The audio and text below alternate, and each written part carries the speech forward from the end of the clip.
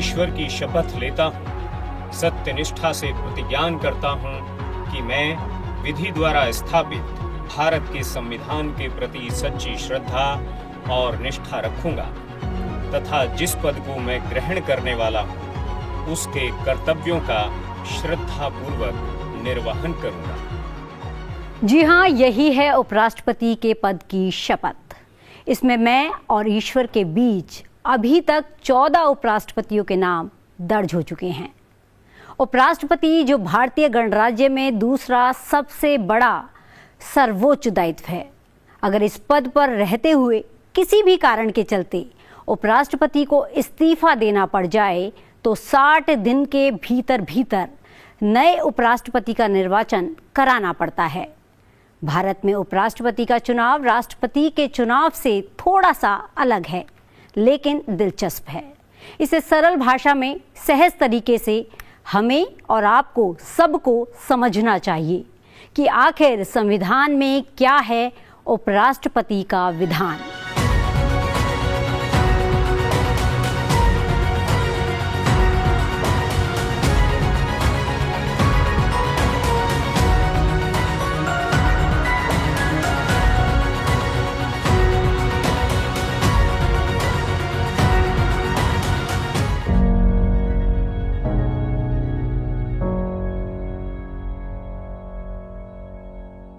उपराष्ट्रपति भारत में संवैधानिक व्यवस्था की दूसरी सबसे बड़ी कड़ी है।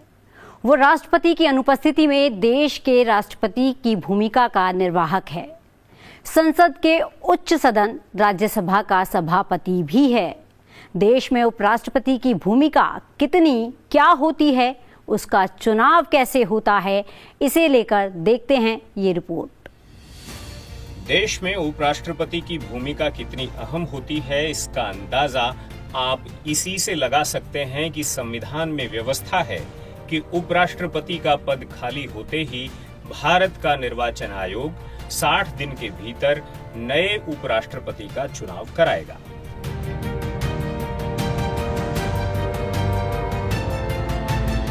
आपको बता दें कि उपराष्ट्रपति पद खाली होते ही निर्वाचन आयोग हरकत में आ जाता है।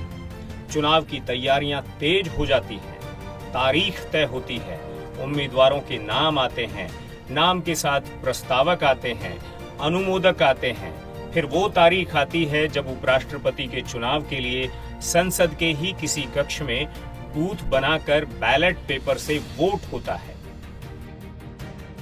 उपराष्ट्रपति का उम्मीदवार किसी पार्टी का उम्मीदवार सिद्धांततः नहीं होता, बल्कि वो पार्टी के परे देश के नागरिक के तौर पर चुनाव में भाग लेता है।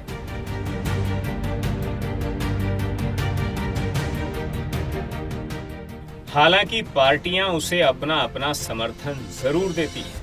राज्यसभा के 250 और लोकसभा के 543 सदस्य यानी कुल मिलाकर 793 सांसदों को निर्वाचक मंडल कहा जाता है, जो इस चुनाव में वोट डालते हैं। हर निर्वाचक यानी सांसद के वोट का मूल्य बराबर होता है। मोटे तौर पर राष्ट्रपति और उपराष्ट्रपति के चुनाव में फर्क इतना ही होता है कि राष्ट्रपति के चुनाव में विधान परिषद के सदस्यों को छोड़ विधानसभाओं के सदस्य यानी एमएलए भी वोट डालते हैं, जबकि उपराष्ट्रपति के चुनाव में विधानसभा या विधान परिषद के सदस्य वोट नहीं डालते। दूसरी मोटी बात, राष्ट्रपति के चुनाव में राज्यसभा में नॉमिनेटेड सदस्य वोट नहीं डालते, जबकि उपराष्ट्रपति के चुनाव में लोकसभा और राज्यसभा के सभी सदस्य वोट करते हैं। तीसरी मोटी बात, उपराष्ट्रपति का चुनाव ऐसा कोई भी व्यक्ति लड़ सकता है जो संविधान में दी गई सामान्य योग्यताएं पूरी करता हो और लोकसभा या राज्यसभा का सदस्य न हो। अगर वो दोनों में से किसी भी सदन का सदस्य है तो उसके उपराष्ट्रपति का पदभार ग्रहण करने के बाद चुनाव आयोग संसद सदस्य के रूप में उनकी खाली सीट पर जल्द से जल्द चुनाव कराकर खाली सीट को भरता है। अनुच्छेद 68 खंड 2 संविधान का यही वो प्रावधान है जिसके तहत उपराष्ट्रपति के इस्तीफे के बाद उनके दोबारा निर्वाचन का विधान किया गया है। इसी विधान का पालन करते हुए चुनाव आयोग हरकत में आ गया है।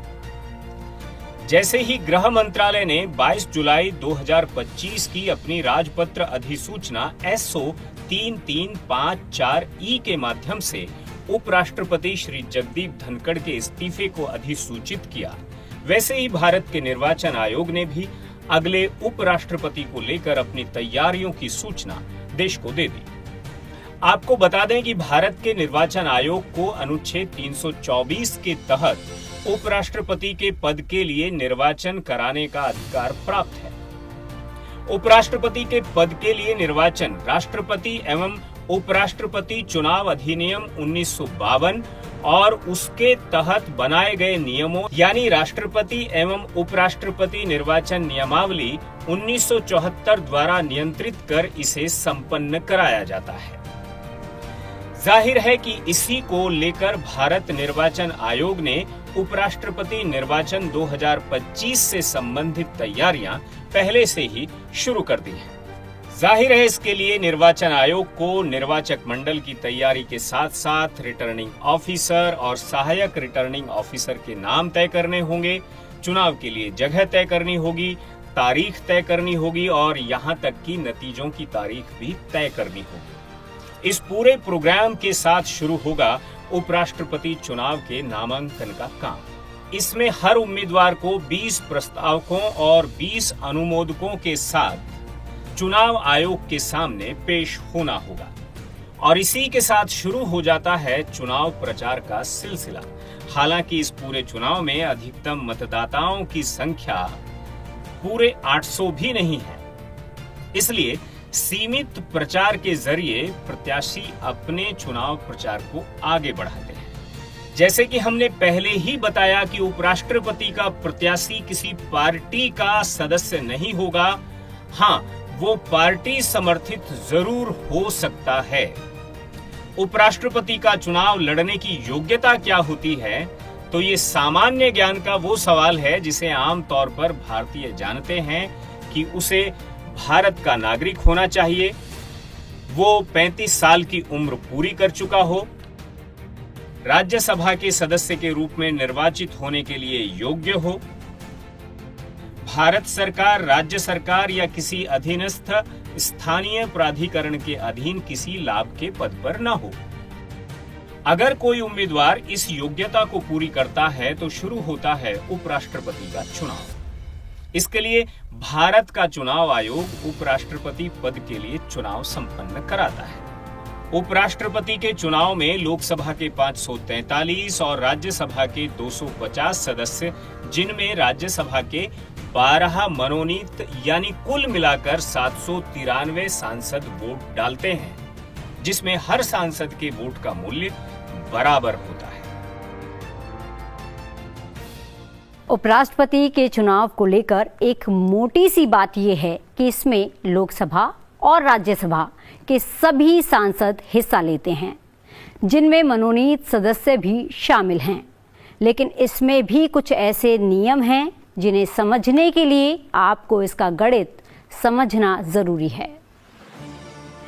उपराष्ट्रपति के चुनाव में जो समझने वाली बात है उसे कहा जाता है सिंगल ट्रांसफरेबल वोट, यानी एकल हस्तांतरणीय मत प्रणाली। इसका सीधा सा मतलब होता है कि एक सांसद बैलेट पेपर में शामिल नामों में से पहला वोट उसे देता है जिसे वो उपराष्ट्रपति के तौर पर देना चाहता है। बैलेट के अगले कॉलम में प्रत्याशी सूची में बैलेट पर लिखे बाकी उम्मीदवारों के नाम होते हैं। दूसरी वरीयता के तौर पर अगर वो किसी प्रत्याशी को वोट देना चाहता है तो उस प्रत्याशी के सामने लिखे नंबर को इस वरीयता के कॉलम में लिख देता है। यानी सांसद उम्मीदवारों को वरीयता क्रम में वोट करते हैं। हर मतदाता को अपनी पहली पसंद के उम्मीदवार के नाम के आगे 1 अंकित करना होता है। फिर वे अपनी पसंद के क्रम में अन्य उम्मीदवारों के आगे 2, 3 या 4 आदि लिख सकते हैं। संख्याएं अंकों में लिखनी होती हैं, या तो भारतीय अंकों में या रोमन अंकों में या फिर किसी भारतीय भाषा में। लेकिन यह शब्दों में नहीं होनी चाहिए। अब वोट काउंटिंग के समय जिस प्रत्याशी को मतदाता ने सबसे पहले वोट दिया होता है, प्रत्याशी अनुसार वोटों को गिना जाता है। इन वोटों को जोड़कर 2 से भाग दे दिया जाता है और भागफल में 1 जोड़ दिया जाता है। यदि इस तरह से किसी प्रत्याशी को मिले वोट की संख्या जिताऊ वोट या उसके पार चली जाती है तो उसे विजयी घोषित कर दिया जाता है। अब यदि किसी भी प्रत्याशी को जिताऊ वोट न मिल सके तो उस प्रत्याशी को जिसे सबसे कम वोट मिले हों उसे निर्वाचन से बाहर कर दिया जाता है। अब निर्वाचन से बाहर किए गए उम्मीदवार को मिले दूसरी वरीयता के वोट प्रत्याशियों को हस्तांतरित कर दिए जाते हैं और हस्तांतरित होने के बाद वोटों की गिनती एक बार फिर से की जाती है। इस दूसरे राउंड में अगर कोई प्रत्याशी जिताऊ वोट हासिल कर लेता है तो उसे विजयी घोषित कर दिया जाता है। अगर दूसरे राउंड में भी कोई प्रत्याशी जीत हासिल न कर सके तो तीसरे राउंड में ऐसे दूसरे एक और प्रत्याशी को रेस से बाहर कर दिया जाता है जिसके पास अब भी सबसे कम वोट हैं और उसे मिले कुल वोट में जिन प्रत्याशियों को दूसरी वरीयता पर वोट दिया गया है उन वोटों को उन प्रत्याशियों की वोट में जोड़ दिया जाता है। और ये सिलसिला तब तक जारी रहता है जब तक किसी प्रत्याशी को जिताऊ वोट न मिल जाए। निर्वाचन कराए जाने और मतों की गणना कराए जाने के बाद निर्वाचन अधिकारी निर्वाचन का परिणाम घोषित करता है। वो इसकी जानकारी विधि और न्याय मंत्रालय और भारत सरकार के निर्वाचन आयोग को देता है, जिसे केंद्र सरकार राजपत्र में उपराष्ट्रपति के रूप में निर्वाचित व्यक्ति का नाम प्रकाशित कराती है। इस पूरे चुनाव में एक और शब्द है जिसे कहते हैं कोटा। दरअसल उपराष्ट्रपति के चुनाव में कोटा हासिल करने का मतलब होता है जिताऊ वोट। मसलन लोकसभा और राज्यसभा दोनों सदनों में कुल वोटों की अधिकतम संख्या 793 है, तो इसे 2 से भाग देकर इसमें 1 जोड़ देने से जो आएगा वो है कोटा। यानी अगर 793 सांसद वोट डालते हैं तो कोटा होगा 793 भाग 2 जमा 1 बराबर 397। यानी किसी उम्मीदवार को जीतने के लिए कम से कम 397 वोट चाहिए होंगे। इसलिए सरल होने के बाद भी इसमें थोड़ा गणित का हिसाब किताब लगाना पड़ता है और कई ऐसे मौके भी आ सकते हैं जब इसका हिसाब कई बार लगाना पड़ सकता है। भारत का निर्वाचन आयोग 15वें उपराष्ट्रपति के चुनाव को लेकर पूरी तरह से तैयार है। डॉक्टर सर्वपल्ली राधाकृष्णन से लेकर जगदीप धनखड़ तक भारत के कौन कौन नागरिक उपराष्ट्रपति के रूप में अपनी सेवाएं दे चुके हैं, आइए डालते हैं एक नजर उपराष्ट्रपतियों की इस टाइमलाइन पर। अभी तक देश में 14 उपराष्ट्रपति सेवाएं दे चुके हैं। इनमें से ज्यादातर ने अपने कार्यकाल को पूरा किया, मगर 14वें उपराष्ट्रपति ने 21 जुलाई 2025 को स्वास्थ्य कारणों से अपने पद से इस्तीफा दे दिया था।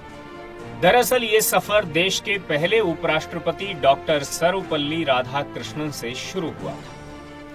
इस सफर में अभी तक जो उपराष्ट्रपति अपनी सेवाएं दे चुके हैं उनमें सबसे पहला नाम भी है डॉक्टर सर्वपल्ली राधाकृष्णन का, जिनका कार्यकाल 13 मई 1952 से लेकर 12 मई 1962 तक रहा। दूसरे उपराष्ट्रपति का नाम है डॉक्टर जाकिर हुसैन, जिनका कार्यकाल 13 मई 1962 से लेकर 12 मई 1967 तक रहा। तीसरे उपराष्ट्रपति का नाम है वीवी गिरी, जिनका कार्यकाल 13 मई 1967 से लेकर 3 मई 1969 तक रहा। चौथे राष्ट्रपति का नाम गोपाल स्वरूप पाठक, इनका कार्यकाल 31 अगस्त 1969 से लेकर 30 अगस्त 1974 तक रहा। पांचवें राष्ट्रपति का नाम है बीडी जत्ती, आपका कार्यकाल 31 अगस्त 1974 से लेकर 30 अगस्त 1979 तक रहा। छठवें उपराष्ट्रपति का नाम है एम हिदायतुल्लाह। आपका कार्यकाल 31 अगस्त 1979 से लेकर 30 अगस्त 1984 तक रहा। सातवें उपराष्ट्रपति का नाम है आर वेंकट रमन। आपका कार्यकाल 31 अगस्त 1984 से लेकर 24 जुलाई 1987 तक रहा। आठवें उपराष्ट्रपति डॉक्टर शंकर दयाल शर्मा रहे। आपका कार्यकाल 3 सितंबर 1987 से 24 जुलाई 1992 तक रहा। नौवें उपराष्ट्रपति के आर नारायणन रहे। आपका कार्यकाल 21 अगस्त 1992 से लेकर 24 जुलाई 1997 तक रहा। 10वें राष्ट्रपति कृष्णकांत रहे। आपका कार्यकाल 21 अगस्त 1997 से लेकर 27 जुलाई 2002 तक रहा। 11वें उपराष्ट्रपति भैरव सिंह शेखावत, जिनका कार्यकाल 19 अगस्त 2002 से 21 जुलाई 2007 तक रहा। 12वें राष्ट्रपति एम हामिद अंसारी। आपका कार्यकाल 11 अगस्त 2007 से लेकर 10 अगस्त 2017 तक। 13वें उपराष्ट्रपति एम वेंकैया नायडू, जिनका कार्यकाल 11 अगस्त 2017 से 10 अगस्त 2022 तक रहा। 14वें उपराष्ट्रपति जगदीप धनखड़, जो 11 अगस्त 2022 से लेकर 21 जुलाई 2025 तक भारत के उपराष्ट्रपति रहे, जिन्होंने स्वास्थ्य कारणों के चलते अनुच्छेद 67A का इस्तेमाल करते हुए राष्ट्रपति को अपने पद से त्यागपत्र दे दिया, जिसके बाद भारत के निर्वाचन आयोग ने 15वें उपराष्ट्रपति के चुनाव की तैयारियां शुरू कर दी। भारतीय संविधान में उपराष्ट्रपति के पद की व्यवस्था अनुच्छेद 63 से 73 में की गई है। आइए जानते हैं कुछ प्रमुख अनुच्छेद जो संविधान में उपराष्ट्रपति की स्थिति को स्पष्ट करते हैं। संविधान में उपराष्ट्रपति का विधान क्या है, इसके बारे में क्या कहता है संविधान? भारतीय संविधान उपराष्ट्रपति के पद, चुनाव, कार्यकाल और हटाने की प्रक्रिया को विस्तृत रूप से परिभाषित करता है। भारतीय संविधान में उपराष्ट्रपति के पद की व्यवस्था कुछ अनुच्छेदों में की गई है। जैसे अनुच्छेद 63 में कहा गया है कि भारत का एक उपराष्ट्रपति होगा। उपराष्ट्रपति राष्ट्रपति के बाद दूसरा सर्वोच्च संवैधानिक पद है, जो राज्यसभा का पदेन सभापति भी होता है। संविधान इन अनुच्छेदों में उपराष्ट्रपति की स्थिति को स्पष्ट करता है। वो अनुच्छेद 63 में भारत के उपराष्ट्रपति के पद का प्रावधान करता है। संविधान अनुच्छेद 64 में उपराष्ट्रपति को राज्यसभा का पदेन सभापति बनाता है। संविधान अनुच्छेद 66 में उपराष्ट्रपति के चुनाव की प्रक्रिया का जिक्र करता है। संविधान अनुच्छेद 67 में उपराष्ट्रपति के कार्यकाल, इस्तीफे और पद से हटाए जाने से संबंधित है। संविधान का अनुच्छेद 68 उपराष्ट्रपति के पद में रिक्ति को भरने के लिए चुनाव कराने से संबंधित है। अनुच्छेद 69 ये उपराष्ट्रपति की शपथ से संबंधित है। अनुच्छेद 70 ये इमरजेंसी में राष्ट्रपति के कार्यों का निर्वहन करने से संबंधित है। और संविधान का अनुच्छेद 71 जो राष्ट्रपति या उपराष्ट्रपति के चुनाव से संबंधित विवादों से संबंधित है। ये वो अनुच्छेद हैं जिनमें उपराष्ट्रपति की स्थिति को स्पष्ट करने के लिए स्पष्ट व्यवस्था दी गई है और की गई है। चुनाव लोकतंत्र का प्राण होते हैं। आज़ादी के बाद से ही निर्वाचन आयोग ने इन्हें फ्री एंड फेयर कराने का संकल्प लिया। हालांकि राष्ट्रपति या उपराष्ट्रपति के चुनाव में लोग सीधे हिस्सा नहीं लेते हैं, लेकिन देश के सर्वोच्च पदों पर बैठे लोगों का चुनाव किस तरह से होता है, इसे जानना किसी आम चुनाव से भी ज़्यादा ज़रूरी है। आज के एपिसोड में हमने समझा कि कैसे होता है उपराष्ट्रपति का चुनाव। अगले हफ्ते फिर होंगे हाजिर एक और नए फ्रेज के साथ। आप बने रहिए संसद टीवी के साथ।